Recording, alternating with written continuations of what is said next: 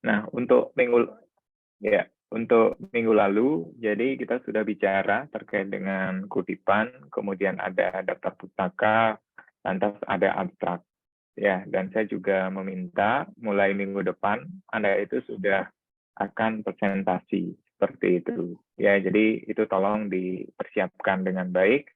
Dan untuk artikel atau tulisan Anda itu H-1 koordinator tingkatnya atau Korti atau Kayuda seperti itu mengirimkan tautannya atau linknya pada saya untuk saya baca ya terlebih dahulu seperti itu.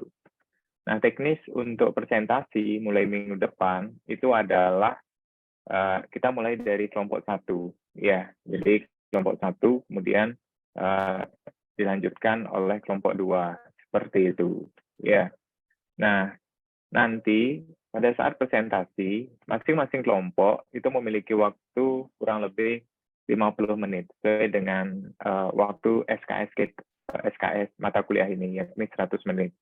Jadi satu kelompok itu kurang lebih 50 menit, 15 menit untuk sesi presentasi, 35 menit untuk sesi diskusinya. Ya, jadi seperti itu. Kemudian setiap kelompok itu harus menyiapkan satu moderator, kemudian maksimal itu 2 penyaji itu maksimal 2 orang, kemudian yang ketiga itu adalah notulisnya. Ya, jadi ada tiga orang yang nanti akan mungkin tampil seperti itu kalau di ruang virtual ini ya. Jadi moderator, kemudian ada penyaji, dan yang terakhir itu adalah notulisnya. Ya, nah jadi nanti saya serahkan sepenuhnya waktu itu kepada moderator untuk mengatur lalu lintas diskusi, berapa sesi yang akan diberikan untuk diskusi, dan seterusnya.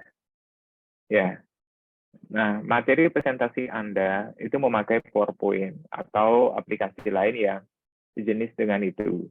Ya, silakan. Ya, ini kan saya sudah berikan kebebasan pada Anda, tidak hanya terkait pemilihan tema, tapi mungkin masalah teknik presentasi Anda. Ya, seperti itu. Nah, untuk hari ini, saya akan membagikan materi terkait dengan penyajian lisan. Ya, oke, sebentar ya. Nah, saya sudah sampaikan di awal kuliah bahwasanya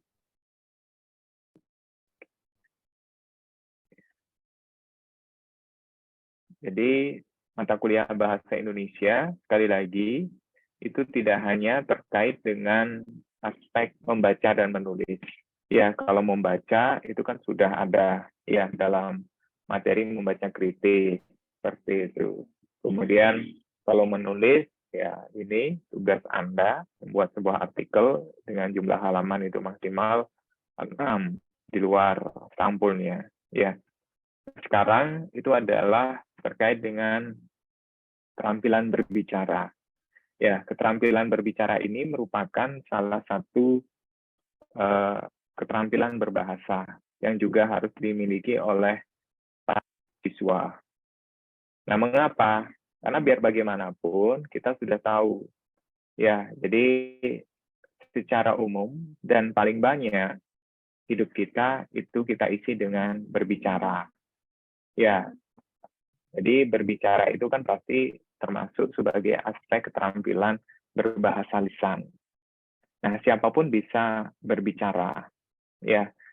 Namun pada kenyataannya berbicara di hadapan publik itu kita tidak hanya sekedar menyampaikan ide ataukah gagasan begitu saja. Ya, jadi kita harus mengenal ya tahapan-tahapan persiapan-persiapan yang akan kita lakukan sebelum kita berbicara di hadapan publik. Kalau pada masa lalu kita kan berbicara itu masih bersifat klasikal. Ya, kita di depan, kemudian ada audiens seperti itu. Nah, sejak pandemi kita sudah beralih dan barangkali mulai dari sekarang itu dominan. Ya, jadi kegiatan-kegiatan seminar ataukah barangkali perkuliahan diskusi dan seterusnya itu kita lebih banyak lakukan melalui secara virtual. Ya, nah itu juga kita mesti memperhatikan terkait dengan teknik bagaimana mempersiapkan hal-hal yang seperti itu. Ya, nah penyajian lisan yang nanti akan sebentar kita diskusikan ini bisa menjadi bekal Anda. Ya, pada saat nantinya Anda itu akan presentasi. Ya, nah presentasi yang nanti Anda lakukan itu tidak hanya terkait dengan mata kuliah yang menjadi bagian Anda atau tugas Anda, tapi juga mungkin ada lomba-lomba, kemudian ada aktivitas-aktivitas yang membutuhkan keterampilan berbicara seperti itu di hadapan umum. Nah, ini juga bisa Anda jadikan bekal seperti itu. Ya. Nah, sebelum nanti Anda berbicara di hadapan umum, jadi kita harus memiliki semacam persiapan. Ya. Nah, persiapan seperti apa di dalam penyajian secara lisan? Ya. Yang pertama, itu kita mulai dari meneliti masalah. Kemudian dilanjutkan dengan menyusun uraian. Lantas yang ketiga itu adalah mengadakan latihan. Ya. Nah, kita mulai dari yang pertama. Nah, persiapan penyajian lisan ini bisa dikatakan itu hampir sama seperti menulis sebuah artikel, tulisan, ataukah makalah. Ya, jadi yang pertama kita lakukan di dalam tahap persiapan itu adalah meneliti masalah. Nah, masalah dalam hal ini itu terkait dengan pendengar Anda, maksud Anda, seperti itu, kemudian situasi, lantas pemilihan topik, dan apa tujuan Anda berbicara. Nah, sepanjang pengetahuan saya, jadi saya juga punya teman seperti itu yang kuliah di FKG, terus sekarang sudah menjadi seorang dokter gigi di puskesmas, seperti itu. Jadi ada barangkali apakah mata kuliah itu masih dipertahankan di kurikulum yang sekarang, itu ada mungkin semacam kegiatan yang mesti dilakukan oleh para mahasiswa, yakni kegiatan penyuluhan. Nah, ini juga merupakan bagian dari aspek keterampilan berbicara. Ya, pasti nantinya Anda juga akan sampai ke sana. Entah itu nanti mengadakan penyuluhan kepada masyarakat umum, ataukah anak-anak sekolah dasar misalnya saja, atau barangkali mengadakan bakti sosial seperti itu. Ya, yakni memberikan penerangan-penerangan kepada masyarakat terkait dengan kesehatan gigi. Nah, dalam hal ini, itu kita perlukan ya. Nah, sama seperti tadi, ya, kita analisis dulu sebelum Anda memulai memberikan penyuluhan. Siapa pendengar Anda seperti itu? Bagaimana situasinya? Kalau misalnya saja pendengar Anda itu adalah anak-anak sekolah dasar, tentunya bahasa yang dipakai itu bukanlah bahasa ilmiah. Ya, mereka tidak akan paham. Ya, pergunakan bahasa yang sederhana seperti itu. Ya, jangan nanti Anda memasukkan mungkin istilah-istilah kedokteran gigi yang barangkali nanti menurut mereka itu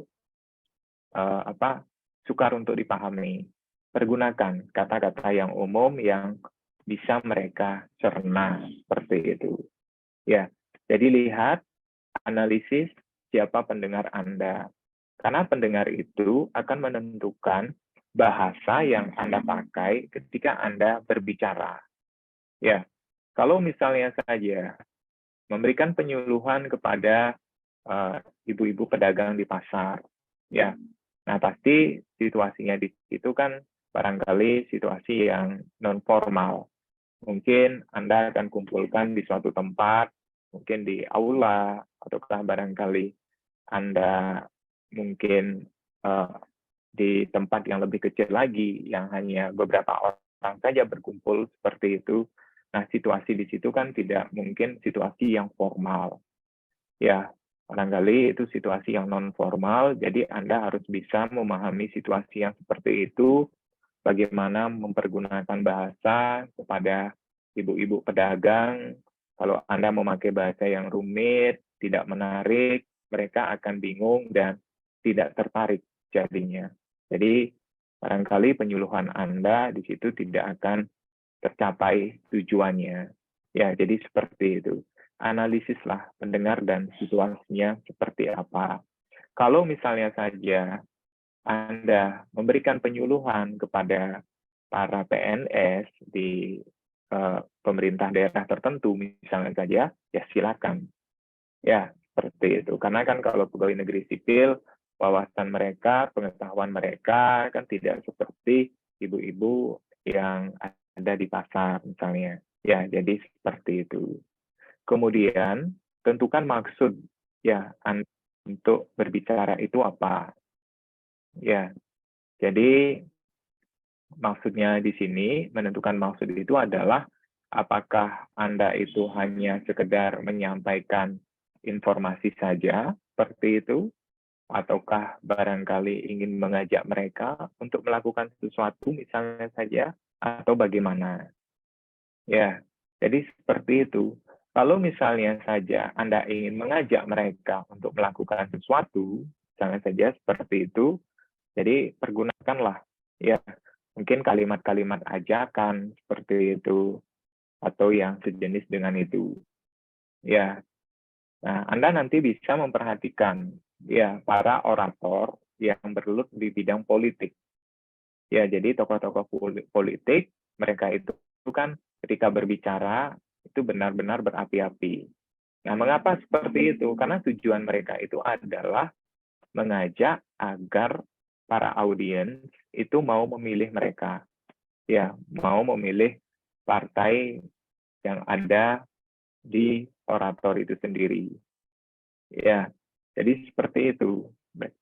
Mereka itu akan memakai kalimat-kalimat yang berbeda. Ya, tidak hanya sekedar menyampaikan informasi, tapi bagaimana caranya agar mereka itu terpengaruh dan mau melakukan apa yang mereka sampaikan.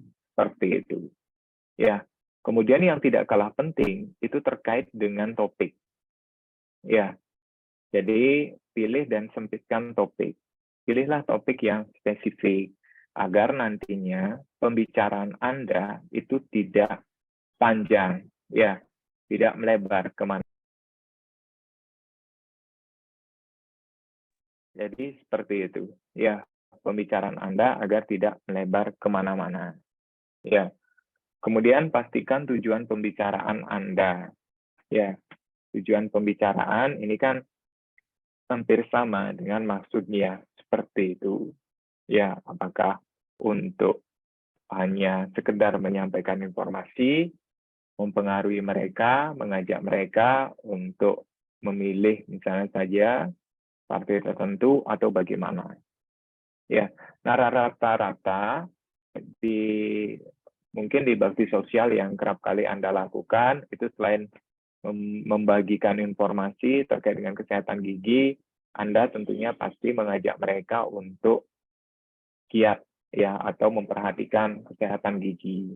Karena kita tahu sendiri bahwa kalau giginya tidak sakit,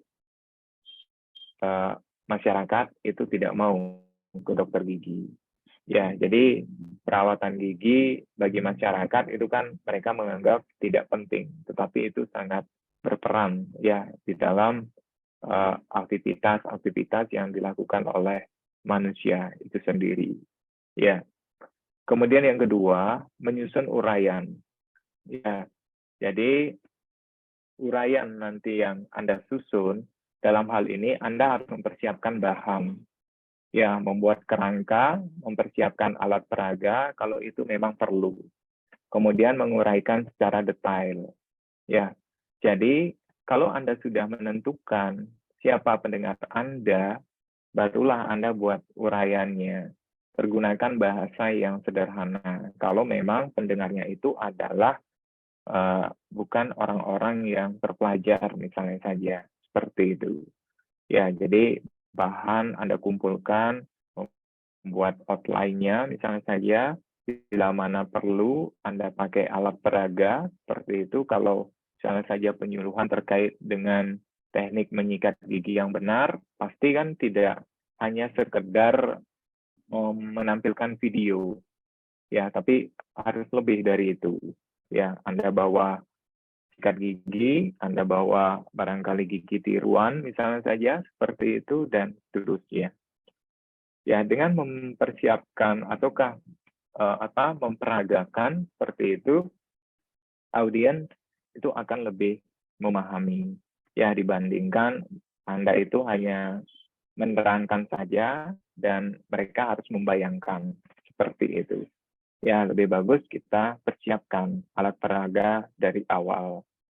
Kemudian setelah itu baru nanti kita menguraikan cara detail. Ya. Nah, yang ketiga, yang juga tidak kalah penting, itu adalah mengadakan latihan. Ya. Nah, Anda sebagai seorang presenter nantinya berbicara di hadapan publik, suara itu kita tahu sendiri. Ya. Jadi kita tahu apakah suara kita itu kecil, pelan, besar, ataukah nyaring, misalnya saja seperti itu.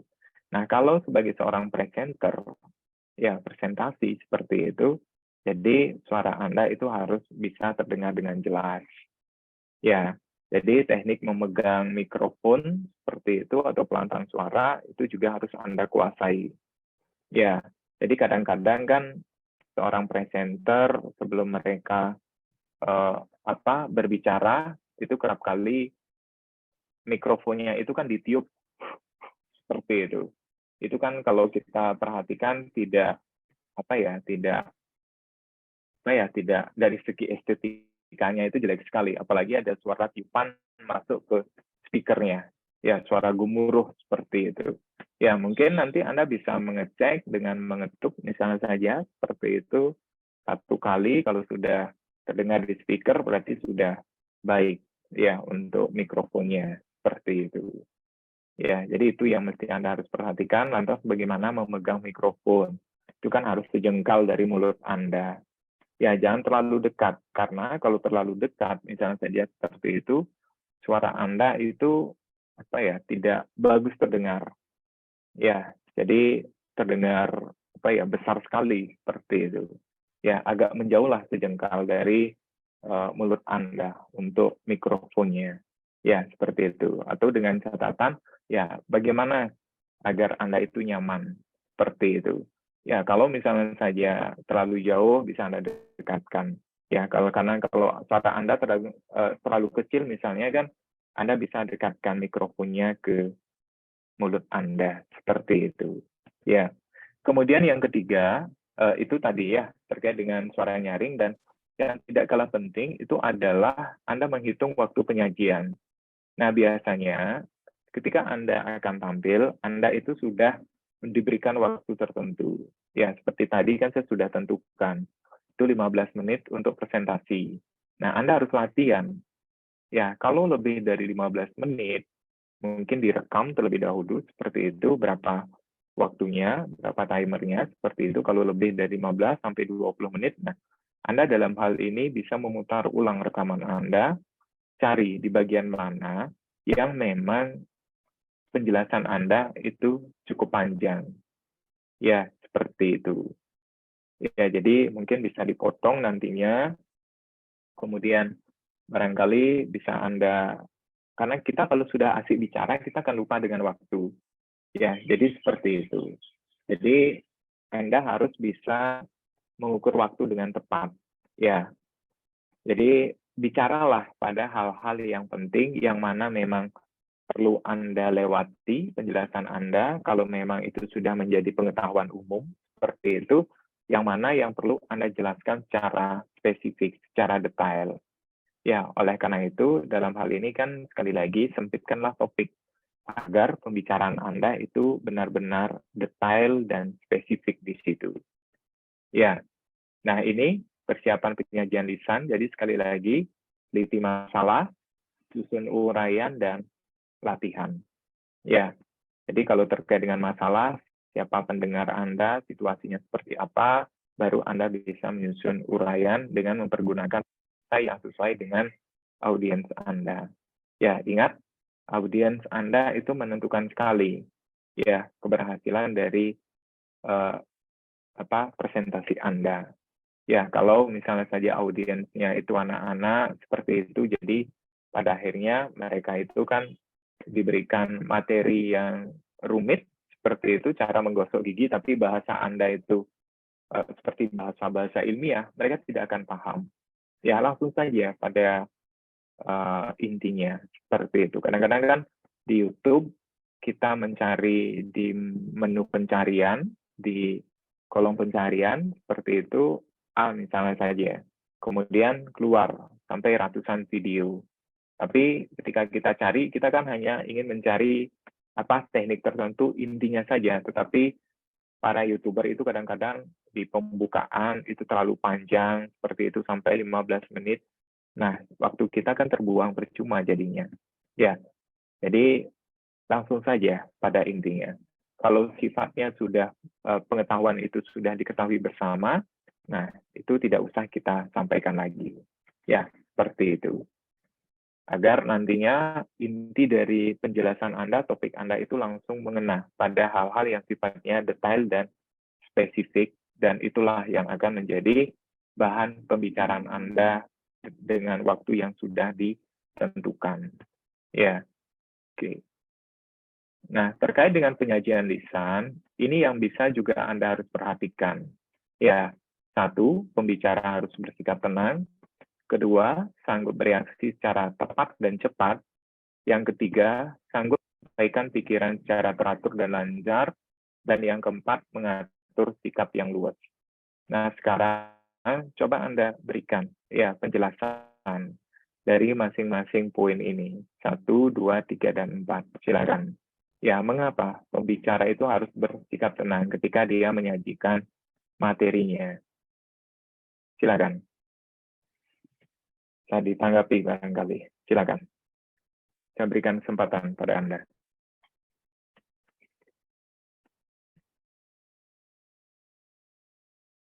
Mengapa pembicara itu harus bersikap tenang? Tenang nggak? Oke, kan siapa yang berbicara di sini nggak kelihatan. Oke. Atas nama Nanda Pramesti, absen 9, Bapak. Kalau menurut saya, kenapa pembicara itu harus bersikap tenang agar penerima yang menerima informasi atau presentasi tersebut dia bisa menangkap maksud dari pembicaranya tersebut, dan ketika pembicaranya itu tidak bersikap tenang ataupun terlalu bertele-tele, maka penerima informasinya juga akan bingung atau tidak bisa menerima informasinya, Bapak. Oke, ya, terima kasih Ananda ya untuk tanggapannya, menarik sekali. Ya, barangkali mahasiswa yang lain bisa menanggapi pula. Silakan.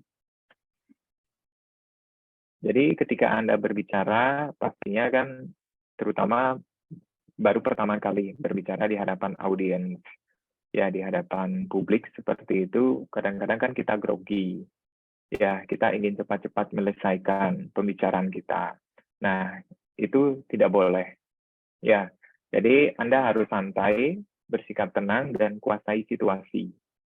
Ya, jadi ketenangan itu mutlak harus Anda miliki ketika Anda berbicara di hadapan publik. Nah, dengan bersikap tenang seperti itu, tidak terburu-buru, tidak dikejar oleh sesuatu, misalnya saja penyampaian Anda itu akan berjalan dengan lancar. Ya, materi dari gagasan Anda seperti itu akan sampai ke audiens. Ya, oleh karena itu, saya sarankan ketika nanti Anda berpresentasi, tidak hanya untuk presentasi tugas dalam mata kuliah ini, tetapi juga mungkin Anda ikut kegiatan-kegiatan yang lain, lomba-lomba karya ilmiah, dan seterusnya, alangkah baiknya Anda itu bukan mematikan ya, mungkin menelungkupkan ponsel Anda.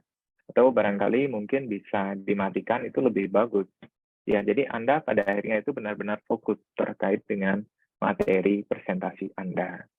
Ya, jadi seperti itu. Jadi dengan keluar dari mungkin akun WhatsApp di laptopnya, Anda tidak akan terganggu oleh pemberitahuan. Anda akan fokus. Ya, jadi terkadang ketika kita presentasi, di samping kita itu ada ponsel, kita lihat sekilas, nah tiba-tiba saja ada berita-berita yang tidak mengenakan, pasti pikiran kita pun langsung buyar seketika. Itu akan kacau presentasi kita.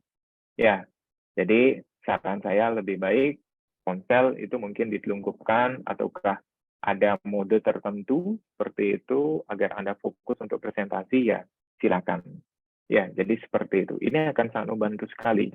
Ya, terutama untuk menyampaikan gagasan Anda kepada audiens.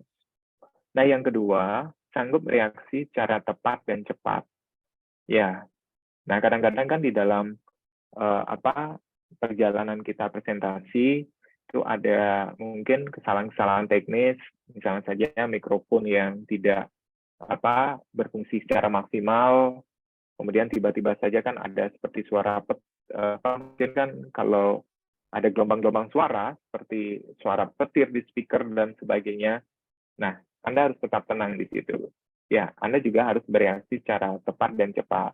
Kalau saja ada masalah dengan mikrofon, Anda langsung ganti. Ya, minta kepada panitia untuk menggantinya seperti itu. Ya, atau kadang-kadang kan tampilan di PowerPoint-nya di layar itu tidak mau misalnya saja seperti itu. Nah, ada mahasiswa ketika dia ujian skripsi, dia sudah belajar semalaman, seperti itu, seharian, semingguan, dan seterusnya. Nah, ketika dia akan ujian, seperti itu, menyajikan presentasi, materi, tiba-tiba saja laptopnya itu nggak mau nyambung ke proyektor. Ya, PowerPoint-nya nggak mau tampil. Dia langsung panik, keringatan luar biasa, buyar semuanya, konsentrasinya hilang. Karena harus ya menghadapi situasi kesalahan teknis yang seperti itu. Ya, kami para penguji itu harus nunggu sekitar 10 hingga 15 menit. Belum juga selesai. Akhirnya kita sarankan untuk mengganti proyektor atau laptopnya. Ya, nah itu kan 15 menit itu waktunya sudah terbuang percuma jadinya. Dan itu akan membuat audiens atau siapapun yang ikut dalam acara itu, mereka akan resah. Ya, mereka tidak sabaran seperti itu. Ya, oleh karena itu, nanti sebelum Anda presentasi, persiapkan segalanya dengan baik. Ya, dari laptop Anda, kemudian kabel-kabel penyambungnya ke proyektor misalnya saja seperti itu, karena kalau ada masalah ketika Anda di bagian promosi, seperti itu, mempromosikan alat-alat kesehatan misalnya saja, datang ke rumah sakit, ada lelang di situ, Anda diundang, ada banyak pesaing, Anda diberikan waktu 10 menit untuk presentasi, tapi karena ada masalah kesalahan teknis seperti tadi, laptop nggak mau nyambung ke proyektor, dan seterusnya kabelnya bermasalah, ya hilang semua kesempatan Anda. Ya, jadi seperti itu. Jadi Anda harus bisa mempersiapkan rencana A dan rencana B. Ya, jadi seperti itu. Kalau misalnya saya di tengah-tengah presentasi itu tiba-tiba mati listrik, kita kan nggak tahu keadaannya seperti itu. Ya, Anda bisa melanjutkan presentasinya karena Anda itu sudah menguasai materinya seperti itu. Ya, kalau misalnya saja ada situasi yang demikian, kita harus bereaksi secara tepat. Kita harus cepat tanggap. Ya, jangan Anda juga ikutan panik seperti itu. Buyar semua jadinya. Ya, semuanya akan buyar seperti itu. Termasuk juga ketika misalnya saja ada audiens yang mungkin menerima telepon, kemudian mengganggu, dan sebagainya. Nah, Anda harus bisa membuat situasi yang kondusif itu. Ya. Kemudian yang ketiga, silakan. Poin yang ketiga bisa disampaikan atau dijelaskan tanggapan Anda, silakan. Sanggup menyampaikan pikiran teratur dan lancar. Ya. Nah, mengapa ini juga penting? Silakan, bisa disampaikan. Oke, Ya, silakan menjawab, Pak. Oke, silakan jadi Pak. penyaji itu harus sanggup menyampaikan pikiran secara teratur dan lancar agar audiens juga tidak bingung terhadap pesan yang ingin penyaji sampaikan, Pak. Oke, ya. Jadi supaya pesannya jelas ya. diterima. Oke, ya. Terima kasih Dava. Ya, tepat sekali apa yang Anda sampaikan.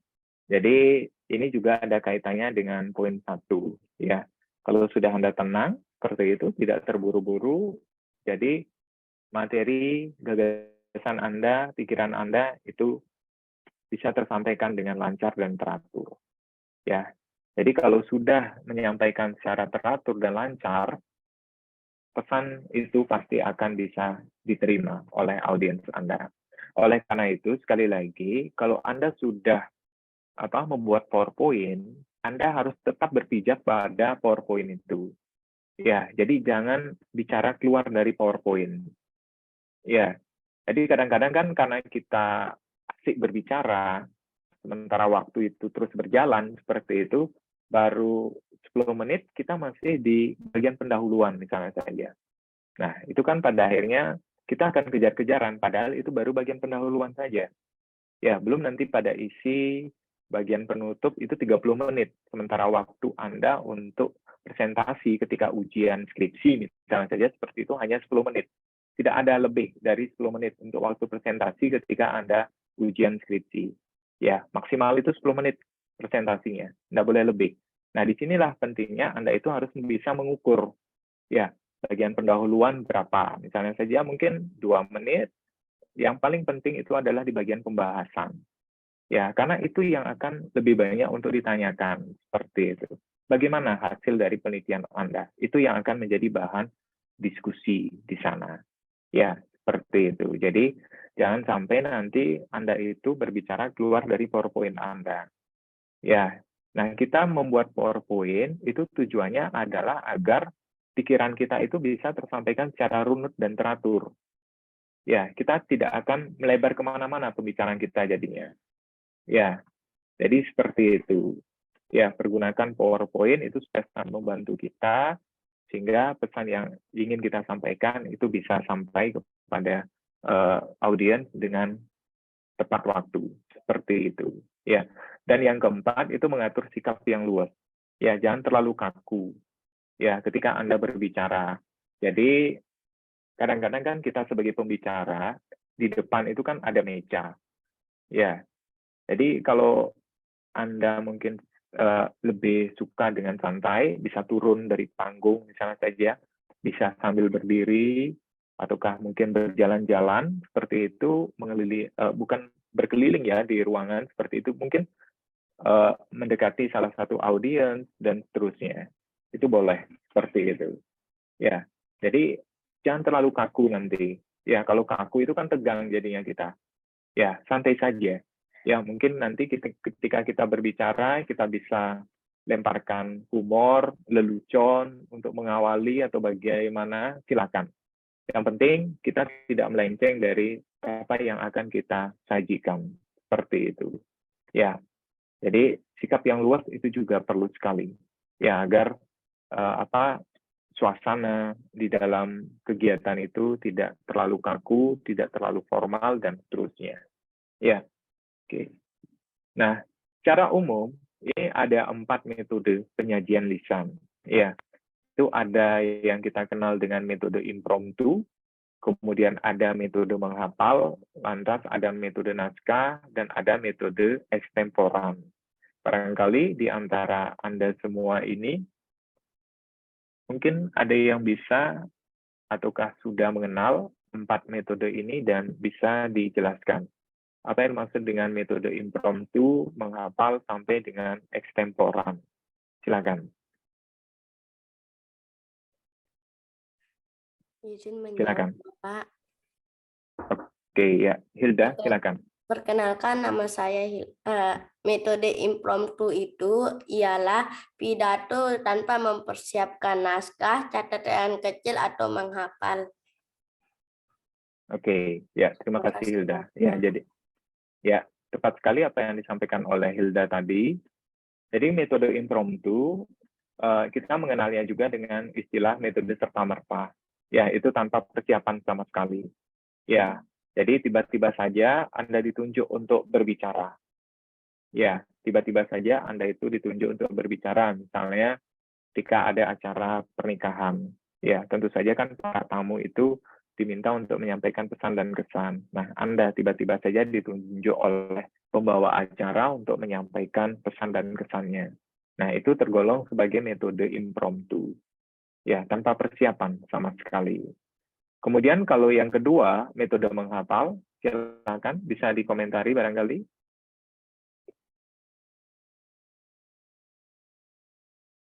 Silakan, kalau metode menghafal.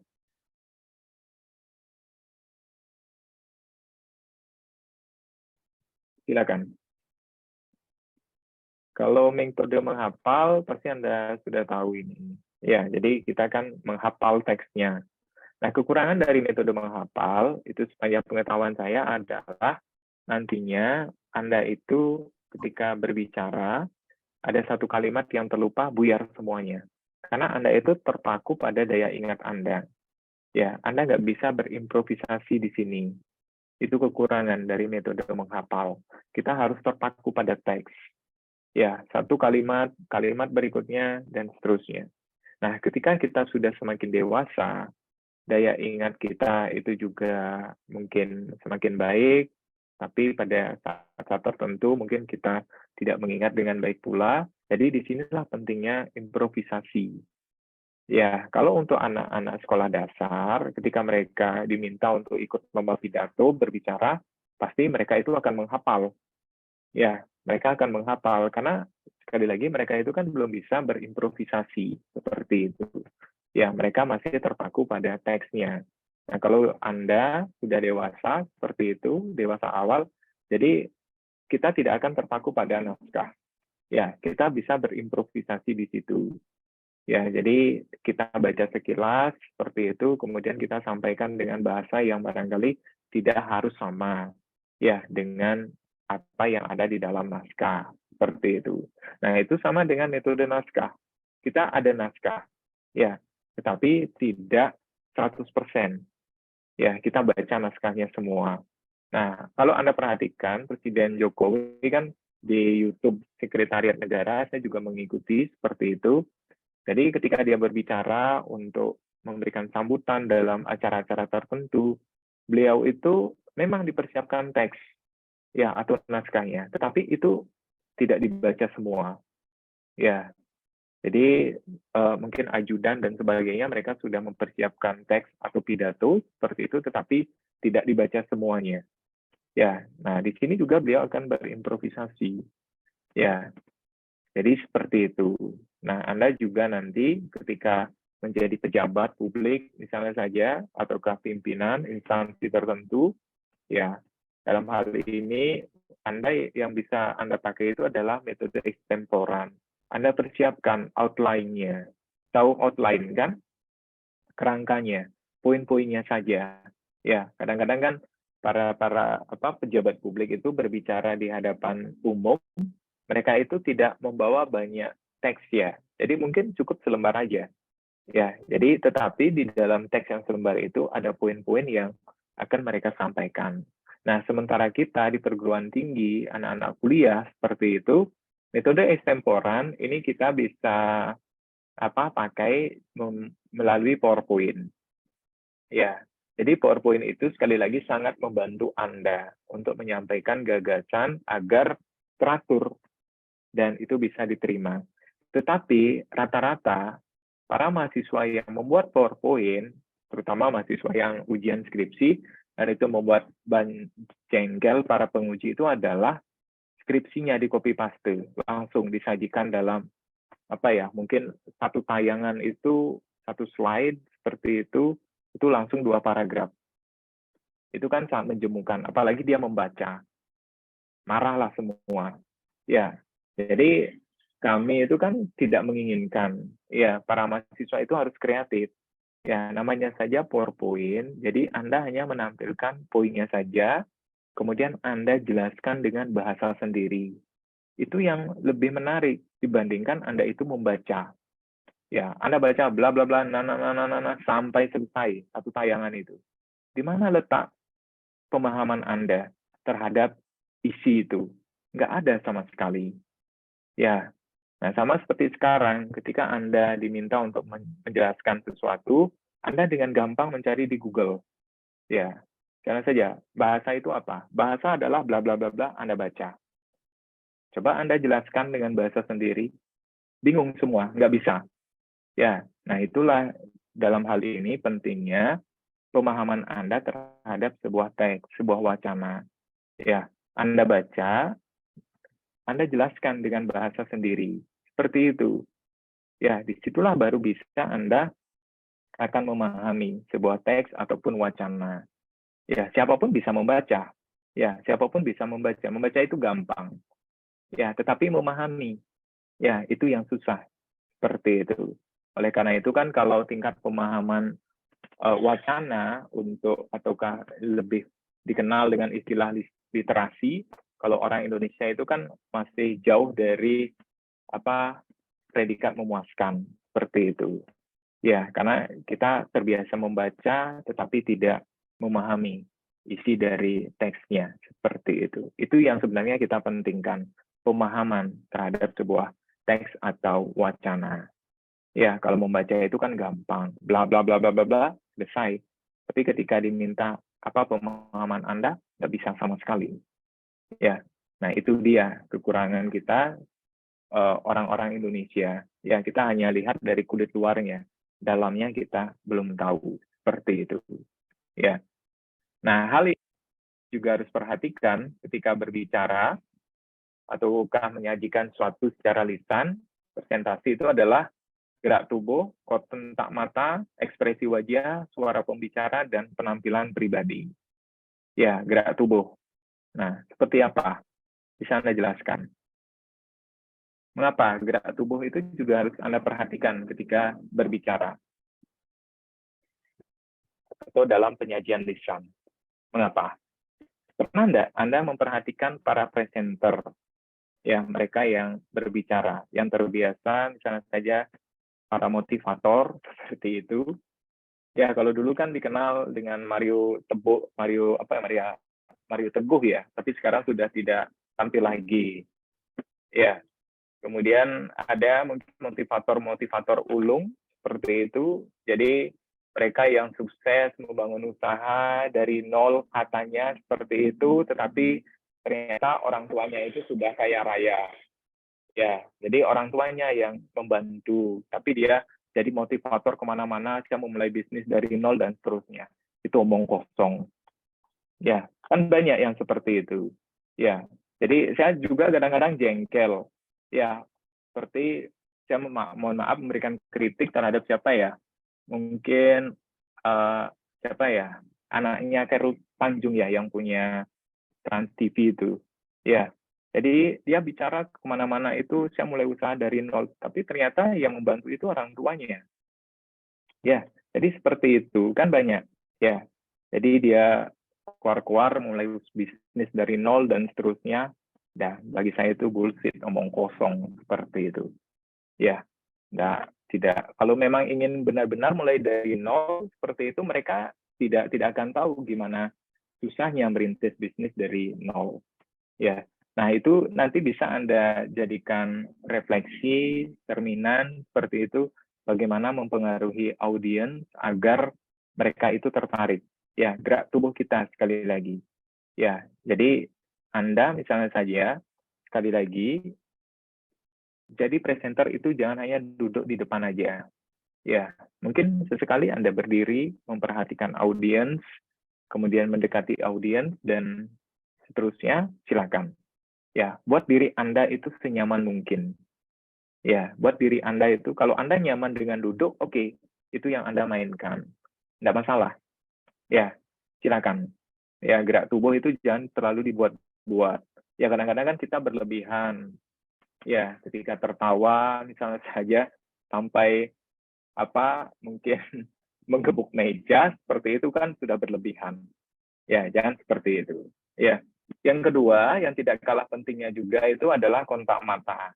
Nah, mengapa kontak mata ini juga penting ketika Anda presentasi? Ada presenter yang sibuk dengan dirinya sendiri, hanya melihat laptop terus-menerus. Audiens itu entah dia ngomong apa, entah dia melakukan apa, dia cuek. Nah, mengapa kontak mata ini penting? Jika Anda berbicara, silakan bisa ditanggapi.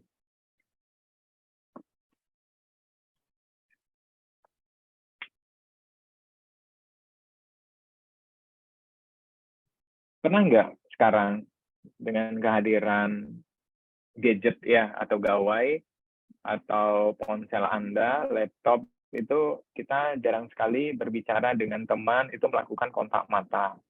Ya bahkan ada ketika kita berbicara secara serius, orang yang kita ajak berbicara itu memelototi ponselnya tanpa melihat kita sama sekali. Itu kan kita tersinggung kalau seperti itu.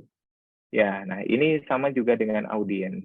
Ya, jadi kalau Anda sibuk dengan laptop Anda, materi Anda sendiri, Anda tidak melakukan kontak mata dengan audiens, ya mereka tidak akan merasa diperhatikan. Ya, mereka juga akan cuek jadinya. Ya, kalau misalnya saja Anda berbicara di hadapan publik, ya, Anda melihat audiens, melakukan kontak mata, mereka akan senang seperti itu. Mereka akan merasa diperhatikan oleh pembicara. Ya, jadi lakukanlah kontak mata. Ya, jadi Anda sekilas melihat PowerPoint Anda, kemudian mata Anda itu tertuju kembali kepada audiens Anda. Ya, jadi seperti itu. Anda lihat saja, ya mungkin tatap muka kan belum. Nanti setelah Anda tatap muka, Anda perhatikan dosen-dosen Anda yang mengajar, siapa yang sibuk sendiri, siapa yang barangkali mungkin memperhatikan Anda, seperti itu. Siapa yang cuek, entah itu ada temannya itu saling memegang tangan di belakang, perhatikan, seperti itu, saling tukar uang rupiah, saya sering perhatikan mahasiswa seperti itu misalnya. Nah, itu kan dosennya dosen yang cuek seperti itu. Kalau saya nggak mau ada mahasiswa yang demikian, langsung saya cari. Ya, kalau saya ngajar itu, saya tidak bisa itu duduk begitu saja. Saya pasti keliling. Saya harus perhatikan mahasiswa saya satu demi satu. Yang mana yang main ponsel, yang mana saling pegang tangan, seperti itu. Nah, itu yang pasti akan saya jadikan buronan ketika kuliah, seperti itu. Ya, jadi Anda nanti bisa melihat di situ. Ya, ekspresi wajah, nah ini akan mendukung sekali. Ya, kalau ada lelucon, pasti Anda akan tertawa di situ. Ya, jangan memaksakan ekspresi wajah. Kalau saatnya tersenyum, ya tersenyum, silakan. Ya, jadi ketika nanti Anda berbicara, ini juga ada kaitannya dengan suara pembicara. Kalau misalnya saja audiens Anda itu sudah tidak memperhatikan omongan Anda seperti itu, keluarkan suara yang berbeda. Ya, artinya bukan mengaum ya, bukan mengembik atau yang sejenisnya. Ya, tetapi mungkin ada penekanan tertentu di situ. Ada kalimat-kalimat yang mesti Anda harus tekankan kepada mereka. Ya, nah ini juga bisa Anda lakukan agar mereka fokus terhadap omongan Anda. Ya, dan yang terakhir itu adalah penampilan pribadi. Ini juga tidak kalah penting, penampilan pribadi Anda. Kalau Anda misalnya saja menjadi seorang tim promosi untuk alat-alat kesehatan, pasti pakaian Anda itu penting. Ya, pakai celana yang licin, garisnya satu, baju kemeja, ada jas, ada dasi bahkan, seperti itu. Rambutnya itu sampai berminyak, seperti itu. Kemudian wajahnya kinclong, dan seterusnya. Nah, itu tentunya adalah untuk menarik audiens di situ. Ya, apalagi zaman sekarang kan ketika kita menjual sesuatu, yang paling pertama diperhatikan oleh audiens itu adalah siapa yang berbicara, seperti itu. Kalau sudah pembicaranya tidak menarik, pakaiannya aut-autan, yang perempuan nggak pakai lipstick, baru bangun, tanpa makara, tanpa make up, perias wajah, seperti itu, ya sudah, tidak akan menarik bagi audiens, seperti itu. Ya, jadi yang paling pertama dilihat oleh audiens itu adalah penampilan kita secara pribadi. Ya, jadi sebelum presentasi kan di hadapan umum, pasti Anda harus mandi terlebih dahulu. Ya, aturlah diri Anda itu agar senyaman mungkin dan semenarik mungkin. Ya, karena Anda itu akan memiliki pengaruh ketika Anda presentasi. Ya, Anda akan menjadi perhatian di situ. Ya, apalagi banyak audiens sampai ribuan seperti itu, ya Anda akan menjadi fokus perhatian di situ. Ya, kesalahan sedikit pun itu pasti akan berimbas pada mungkin tawa, cemoohan, ataukah yang lainnya, yang membuat situasi itu pada akhirnya tidak kondusif seperti itu. Ya, kalau Anda luas, Anda bisa mengubah misalnya saja kesalahan-kesalahan kecil itu menjadi tawa, lelucon, ya itu bagus. Ya, kadang-kadang kan ada orang memang pintar. Ya, kesalahan yang ia lakukan, misalnya saja ketika berbicara itu dijadikan humor, lelucon, ya itu bagus seperti itu. Ya, oke. Nah, ada yang ingin ditanyakan atau ditanggapi barangkali? Silakan. Silakan. Terkait dengan penyajian lisan. Ya, nanti kita akan adakan, Yuda, ini berapa kelompok ya? Saya kok terus lupa ya. Berapa kelompok ya? Berapa kelompok ya, Yuda ya? Kelas A-nya berapa ya? Berapa kelompok ini ya? Bisa ditanggapi Yuda. Ada Yuda di sini ya? Hadir, Bapak.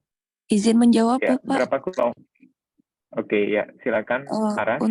Untuk kelompoknya kemarin kita sudah bagi, itu ada 8 kelompok dengan jumlah satu kelompoknya ada 7 orang, Bapak. Oke, ya, terima kasih Aras untuk responnya. Jadi mulai minggu depan itu 2 kelompok. Ini sudah pertemuan yang ke-11, jadi keempat berarti 15 itu saya rasa nanti sudah cukup sebelum kita UAS setelah galungan bulan Januari. Ya, jadi sisa waktu lagi 1 bulan ini, di bulan Desember, seperti itu kita habiskan untuk presentasi. Ya, karena ini juga penting. Ya, saya juga ingin mengambil nilai dari cara Anda berbicara, memberikan tanggapan, seperti itu, kemudian menyanggah, berpendapat, dan menyajikan materi. Termasuk juga keterampilan menulisnya. Ya, seperti itu. Jadi demikian. Ya.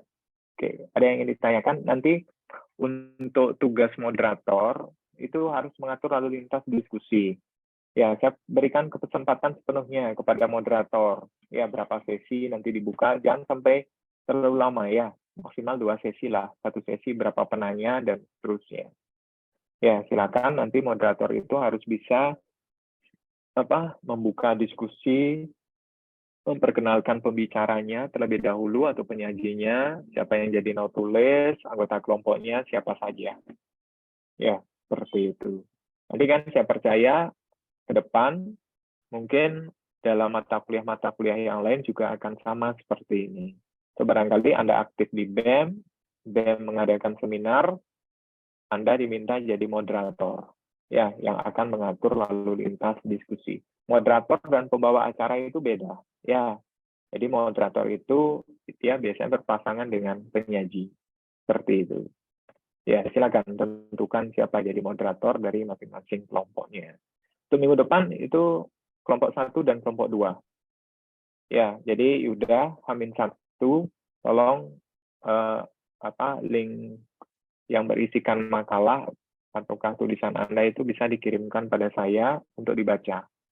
Ya, jadi dalam format PDF yang Anda kirimkan pada Bapak, ya, dalam format PDF, ya. Silakan, ada pertanyaan barangkali? Izin bertanya, Bapak. Ya. Untuk saya Aras, ya. Bapak. Nah, ya, silakan Aras. Pengumpulannya itu semua kelompok atau hanya 2 kelompok awal yang presentasi semuanya. dulu, Bapak? Semuanya, Bapak. Baik, Bapak. Semua, ya. Ya. Terima kasih, jadi Bapak. Semua, biar adil, semua tulisan itu harus sudah selesai. H-1. Ya, semua harus sudah selesai. Ada yang belum menentukan topik ya? Ini kan sudah hampir 1 bulan saya minta. Ada yang belum topiknya ya? Ini harus sudah selesai ya. Waktu Anda hanya lagi 6 hari. Maksimal 6 halaman, maksimal 6 halaman di luar sampul. Ya, jadi formatnya itu kan saya sudah sampaikan, isikan abstrak terlebih dahulu setelah sampul. Ada di dalam abstrak kan ada kata kunci atau keyword. Kemudian baru pendahuluan, pembahasan, penutup, dan daftar pustaka. Jadi seperti itu formatnya ya. 6 halaman itu sudah termasuk daftar pustaka. Sampulnya jangan, itu tidak dihitung sebagai halaman sampulnya. Ya, 1,5 spasi, pergunakan huruf Chinese Roman. Ya, jadi kalau Anda memakai kutipan, cek apakah memakai kutipan secara langsung ataukah dengan teknik parafrasa. Ya, seperti itu. Oke, ada tanggapan atau pertanyaan barangkali? Silakan.